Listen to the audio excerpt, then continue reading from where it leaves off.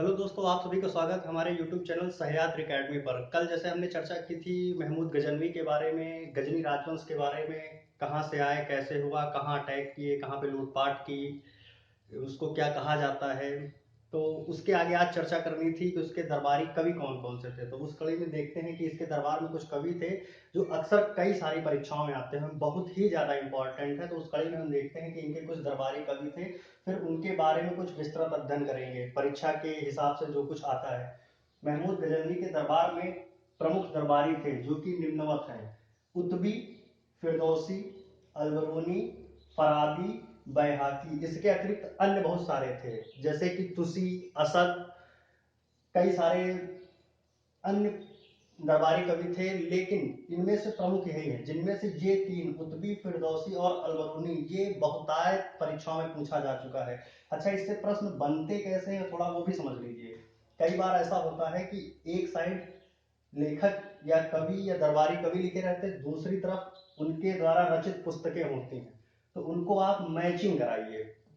खासतौर से UP PCS में इस तरह के प्रश्न आते हैं। या पुस्तक लिखी रहेगी, दूसरा चीज कि उसकी भाषा लिखी रहेगी, कौन सी पुस्तक किस भाषा में लिखी गई। या अभी आगे चल के अन्य बहुत सारे लेखक आएंगे, कुछ यात्री भी आते हैं, तो उसमें क्या रहता है, एक साइड यात्री या लेखकों के नाम रहेंगे, दूसरी साइड कि उनका संबंध किन देशों से है।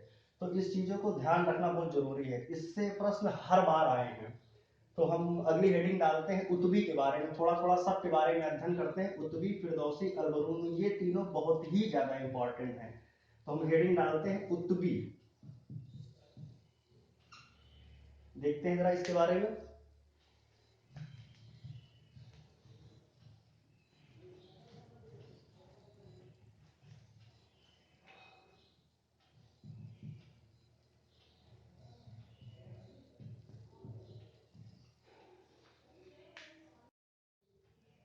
उतबी, इनके दरबारी कवि एक थे जिनका नाम था उतबी। उतबी ने दो पुस्तकें लिखी थी जिसका नाम था किताब उल यामिनी और दूसरी थी तारीख उल यामिनी। ये पुस्तक जो है उतबी के द्वारा लिखी गई है। इसके अतिरिक्त दूसरा जो लिखा हुआ है फिरदौसी, गजनी के दरबार का सबसे ज्यादा विद्वान व्यक्ति फिरदौसी और अलबरूनी को कहा जाता है, जिसमें फिरदौसी सबसे ज्यादा विद्वान था। कई बार ये पूछा गया है, परीक्षा के लिहाज से सबसे ज्यादा इंपॉर्टेंट है, आप इसको जरूर याद रखिएगा।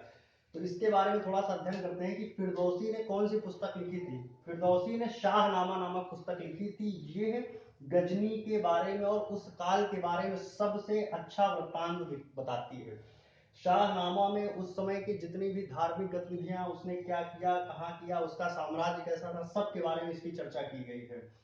शाहनामा फारसी भाषा में लिखी गई है। पहली चीज तो ध्यान रख लीजिए कि फारसी भाषा की जो नींव रखी थी वो फिरदौसी ने ही रखी थी। देखिए यहाँ लिखा गया, फारसी भाषा की नींव रखने वाला फिरदौसी था। और फारसी भाषा में जो ग्रंथ सबसे पहले लिखा गया था वो शाहनामा ही था। अर्थात अगर कभी भी प्रश्न आता है कि फारसी भाषा में रचित पहला ग्रंथ कौन सा है, तो शाहनामा है। और फारसी भाषा का श्री गणेश किसने किया था? फिरदौसी ने किया था। ये दोनों तथ्य बहुत इंपॉर्टेंट है, कई बार पूछे गए हैं। अगला एक सबसे महत्वपूर्ण पॉइंट ये है कि फिरदौसी को पूर्व के होमर की उपाधि दी जाती है। फिरदौसी को पूर्व के होमर से तुलना की जाती है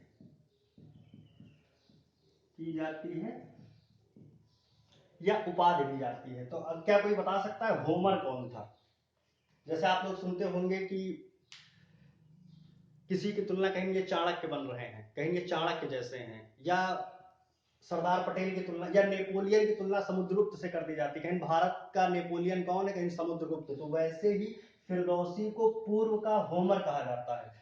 तो याद रखिएगा, पश्चिमी देश जो है यूनान में, वहां पर एक दार्शनिक था, लेखक लेखक भी था, उसका नाम था होमर।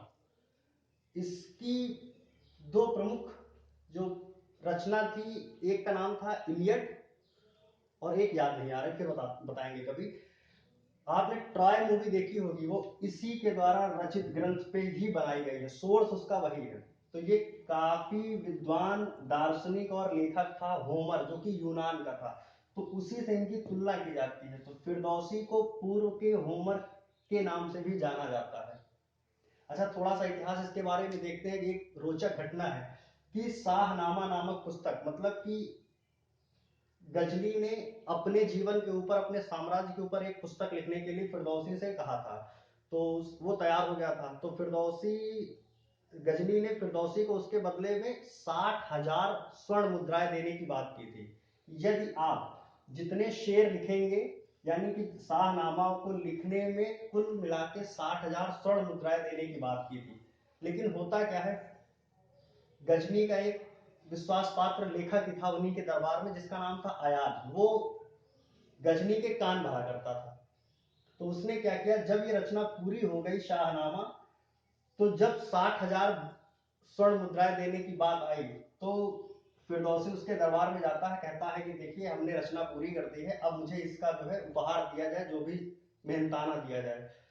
तब गजनी क्या करते हैं, वो उसको 60,000 स्वर्ण मुद्रा के स्थान पे 60,000 चांदी की मुद्रा देने की बात कर देते हैं, जिससे फिरदौसी नाराज हो जाता है और वो गजनी क्षेत्र को छोड़कर अपने देश चला जाता है। मूलतः ईरान के आसपास कहीं का रहने वाला था।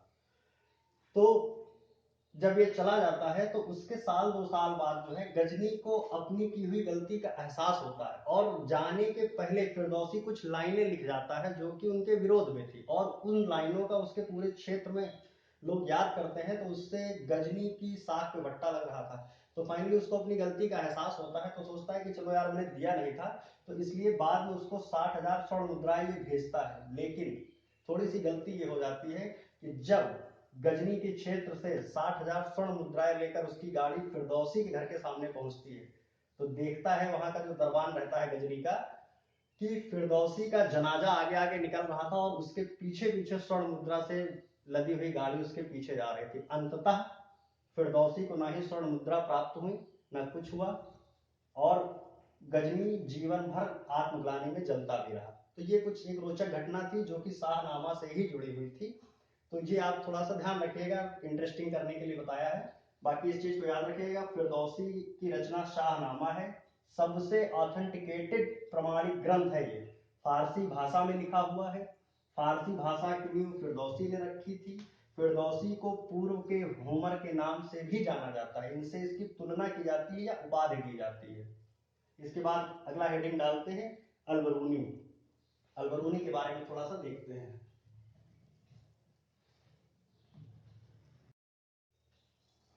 अलबरूनी, अभी तक देखा है उत्बी और फिरदौसी के बारे में हमने देख लिया। अलबरूनी इसका एक काफी प्रसिद्ध दरबारी था। इसके बारे में व्यक्तिगत अध्ययन अभी थोड़ी देर बाद करते हैं, लेकिन इसकी क्या रचना, क्या कृतियां थी, उसके बारे में देखते हैं। अलबरूनी इसके द्वारा लिखी गई प्रमुख पुस्तक तहकीकात ए हिंद, या इसी का दूसरा नाम था किताब उल हिंद। ध्यान रखिएगा, तहकीकात ए हिंद तथा किताब उल हिंद ये एक ही पुस्तक है, अलबरूनी ने लिखी थी, और यह पुस्तक अरबी भाषा में लिखी गई थी। इसी तरह कई बार प्रश्न आता है कि इस पुस्तक को किस भाषा में लिखा गया, तो ये अरबी थी। शाहनामा अभी आपको तुरंत बताया है कि शाहनामा की रचना फारसी भाषा में की गई थी। हालांकि बाद में इस पुस्तक का जो है अनुवाद फारसी भाषा में किसी ने किया, वो बात की बातें हैं, लेकिन जो मूल कृति जो अलबरूनी के द्वारा लिखी गई थी वो अरबी भाषा में थी। किताब उल हिंद, इसी की पुस्तक जो किताब उल हिंद है, उसी को भारत का दर्पण की संज्ञा भी दी जाती है। कई बार प्रश्न पूछा गया है भारत दर्पण की संज्ञा किस पुस्तक को दी जाती है, तो किताब उल हिंद को दी जाती है। इसका प्रमुख कारण यह है कि तत्कालीन भारत के इतिहास, खासतौर से सामाजिक, धार्मिक और राजनीतिक व्यवस्था का सबसे ज्यादा विस्तृत अध्ययन या विस्तृत विवरण जो है इसी पुस्तक में मिलता है। इसीलिए तहकीकात ए हिंद या किताब उल हिंद, इसको भारत दर्पण की संज्ञा दी जाती है। अलबरूनी ने कुल 14 पुस्तकें लिखी थी, उनमें से ये प्रमुख है। इसी की जो पुस्तकें हैं उनमें से ये प्रमुख पुस्तक है जिसको कि एशिया के इतिहास के एक प्रामाणिक स्रोत के रूप में प्रयोग किया जाता है, या एशिया का 1000 ईस्वी के आसपास का जो परिवेश था उसका इतिहास जानने का जो प्रमुख स्रोत है, उसमें किताब उल हिंद को ही माना जाता है, इसको भी माना जाता है। इसके अतिरिक्त अन्य रचनाएं, कृतियां हैं, लेकिन ये एक सारगर्भित लेख की संज्ञा इसको दी जाती है, जो कि तत्कालीन 1000 ईस्वी के आसपास के रहन सहन परिवेश का विवरण प्रदान करती है। दूसरा अल बरूनी, एक चीज तो थोड़ा सा ध्यान रखिएगा कि अल बरूनी सही नहीं है, अल बरूनी की जगह अल बेरूनी होता है, लेकिन बोलचाल और भ्रंशित रूप में हम लोग अल बरूनी पढ़ते हैं।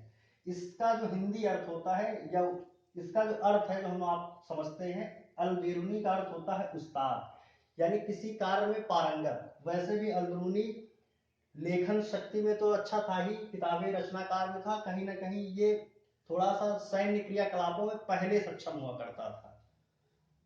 अगला पॉइंट आते हैं कि पुराणों का अध्ययन करने वाला पहला मुसलमान अल बरूनी ही था। इस चीज को ध्यान रखिएगा, क्योंकि अल बरूनी ने जो है, एक तो ये अपने राजा यानी महमूद गजनवी के साथ ये भारत में आता है।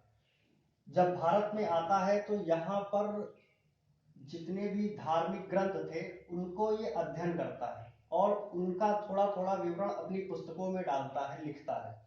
तो इसी कारण, इसी से पता चल जाता है कि इसने पुराणों का या चरक संहिता, वराह संहिता, सांख्य दर्शन आदि इन सब चीजों का अध्ययन किया था। तो इसीलिए अगर प्रश्न कभी पूछा जाए कि पुराणों का अध्ययन सबसे पहले किसने किया था, तो उस पुराणों का अध्ययन करने वाला पहला जो मुस्लिम था वो अल बरूनी था। अब जरा अल बरूनी के बारे में, इसके व्यक्तिगत जीवन के बारे में थोड़ा सा देखते हैं कि अल बरूनी कहां से आया था, कैसा था। तो जरा थोड़ा सा ध्यान दीजिए, ये इसके व्यक्तिगत जीवन के बारे में है। अल बरूनी, पहली चीज तो ध्यान रखिए, अल बरूनी महमूद गजनवी का दास था। दास था अर्थात युद्ध में जीता गया था। दूसरा पॉइंट, जब ये युद्ध में जीता गया तो इसके पहले कहां था, तो याद रखिएगा वर्तमान समय में उज्बेकिस्तान क्षेत्र पड़ता है, लेकिन तब उसको उज्बेकिस्तान क्षेत्र ना करके खीवा क्षेत्र कहते थे। खीवा क्षेत्र वर्तमान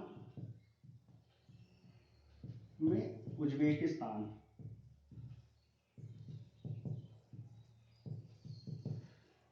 खीवा क्षेत्र में ख्वारिज़्म शाह,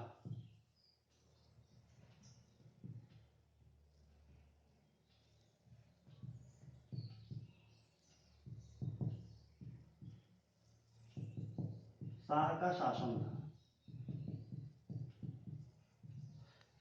जिसका दरबारी अल बरूनी था।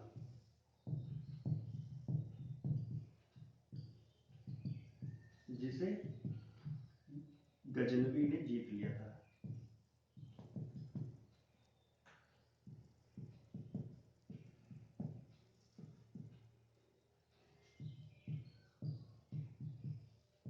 तो आपको समझ में आ चुका होगा कि अल बरूनी कहां से इनके पास आया। तो वर्तमान समय में उज्बेकिस्तान देश है, वहीं पे खीवा क्षेत्र बोलते थे जिसको।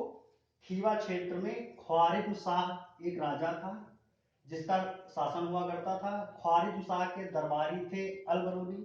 जब महमूद गजनवी ने ख्वारिज़्म शाह पर आक्रमण किया तो ये हार गए और राज छोड़कर चले गए, तथा अल बरूनी को महमूद गजनवी अपने साथ अपने राज दरबार में ले आता है। अगला चीज, अल बरूनी भारत आया था महमूद गजनवी के साथ, ये चीज जरूर याद रखिएगा। फिरदौसी नहीं आया था, लेकिन ये आए हुए थे। कई बार पूछा जाता है निम्न में से कौन सा व्यक्ति या कौन सा दरबारी कवि महमूद गजनवी के साथ भारत आया था, या कई अन्य भी रहेंगे भारत आने वाले विदेशी थे, तो ये भी थे। तो याद रखिएगा गजनवी के साथ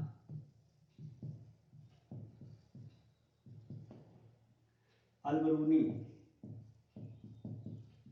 भारत आया था। ठीक, महमूद गजनवी के साथ अल बरूनी भारत आया था।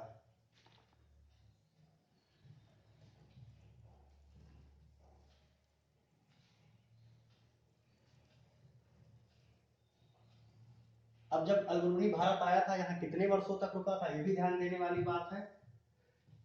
1017 ईस्वी से 1030 ईस्वी तक अलबरूनी भारत में रहा। इसी दौरान इसने यहां पर रहकर वेद पुराण, सांख्य दर्शन, कपिल मुनि के द्वारा रचित मतलब बहुत सारे भारतीय धर्म ग्रंथ संहिताएं जितनी थी उनका अध्ययन किया था। उसी के पश्चात इसने जो अपनी कृतियां थी उनमें इन सभी के प्रमुख प्रमुख विषयों को उसमें डाला था। इसीलिए इसकी जो रचना है वो भारतीय इतिहास के तत्कालीन दौर की सबसे अच्छी व्याख्या करती। अरबी भाषा में इसने लिखा था, इस चीज को जरूर याद रखिएगा। तो ये रहा अलबरूनी का कुछ इतिहास। अच्छा, एक दो पॉइंट और आते हैं जो इससे हट के है। कई बार आया है कि क्या महमूद गजनवी की सेना में कुछ हिंदू व्यक्ति भी थे? तो हाँ, बिल्कुल थे। तो जरा देखते हैं कौन कौन थे। महमूद गजनवी की सेना में हिंदू सेनापति थे। दो प्रमुख थे जिनका नाम पूछा गया है। एक थे तिलक राम और दूसरे का नाम था सेवंत राय। तो ये दो व्यक्ति थे, तिलक राम और सेवंत राय। ये दोनों महमूद गजनवी की सेना में हिंदू सेनापति थे। तो दूसरा प्रश्न ये उठ सकता है कि हिंदू कहां से आ गए, क्योंकि गजनी जो क्षेत्र था वहां पे हिंदू धर्म का विस्तार नहीं था। तो एक चीज ध्यान रखिएगा, जब ये आक्रमण करता था भारत पर, इसने कई अभियान 17 बार आक्रमण किया, आप सबको बताया ही था। तो जब ये भारत के क्षेत्रों में धीरे धीरे अंदर की ओर बढ़ रहा था, तो जो वहां के राजा हुआ करते थे तो उनके भी कुछ विरोधी होते थे। तो जब ये अटैक करता था तो वो विरोधी इससे हाथ मिला लेते थे, जिनको कि ये अपने सेना में उच्च पदों पर आसीन कर देता था। साथ में जब ये कई बार वापस लौटा, या उसने क्या किया, राज तो करता नहीं था, तो वो अपने विश्वास पात्र लोगों को वहां का राजा बना देता था। तो इस प्रकार कई सारे हिंदू भी इसकी सेना में शामिल हो गए थे। या जिस राज्य में अटैक करता था वहां के कुछ सेना में विरोधी या उस तरह के लोग थे, वो इसकी सेना में आकर साथ देते थे। तो इस प्रकार ये दो प्रमुख लोग हैं, तिलक राम और सेवंत राय, जो कि महमूद गजनवी की सेना में सेनापति थे। ये यूपीपीसीएस में एक बार पूछा गया, तो इस चीज को ध्यान रखिएगा। तो ये रही आज की क्लास। महमूद गजनवी के बारे में पूरा वृत्तांत हो चुका है। लगभग जितना कुछ बताने लायक था परीक्षा के लिहाज से सब कुछ बता दिया गया है। अगर आपको कहीं भी कोई डाउट हो, कुछ छूट रहा हो, तो कमेंट्स के माध्यम से आप वीडियो में कमेंट करिए, आपका जवाब दिया जाएगा। तो हमने गजनी वंश के उदय से लेकर लास्ट तक पढ़ लिया है। अब इसके बाद हमको मोहम्मद गौरी यानी गोर राजवंश के बारे में पढ़ना है। तो ये रही आज की क्लास। अब अगली क्लास इसके बाद देखते हैं। फिलहाल इसको आप पढ़िए, नोट्स बनाइए, जहां कहीं कोई समस्या हो कमेंट्स करिए, और साथ ही साथ आपसे गुजारिश है कि वीडियो अगर अच्छे लगे तो इसको लाइक जरूर करिए, और हमारे चैनल को सब्सक्राइब करें, और अपने जो भी यार दोस्त पढ़ने वाले हों, मित्र, उनको शेयर अवश्य करें, क्योंकि जितना ज्यादा वीडियो फैलेगी, जितना ज्यादा शेयर होगा, उतना ही पढ़ाने में भी अच्छा रहेगा। तो बस इतना ही। ये आज तक आप नोट्स तैयार करिए, जहां कहीं भी समस्या है कमेंट्स करिए, आपके जवाब फिलहाल दिए जाएंगे। हो सकता है कुछ देर हो जाए, लेकिन जवाब जरूर मिलेगा। Thank you.